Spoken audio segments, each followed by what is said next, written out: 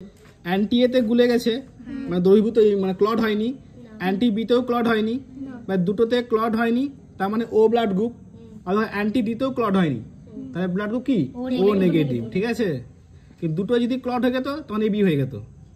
তাহলে এটা কি দেখো, অ্যান্টি এতে গুলে গেছে কিন্তু অ্যান্টি বিতে ক্লট করছে, তার মানে বি। আর এখানে ক্লট করছে না, মিশে গেছে, তার কি ব্লাড গ্রুপ।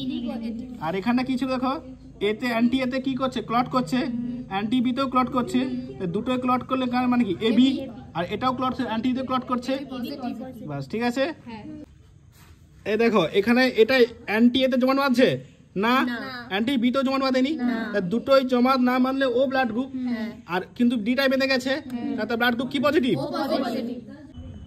এই দেখো ফার্স্ট রক্তে আসো, এখানে দেখো এতে আমাদের ব্লাড মিশে গেছে, জমাট বাঁধছে, বিতে কি জমাট বাঁধছে না, আর অ্যান্টি ডিতে জমাট বাঁধছে।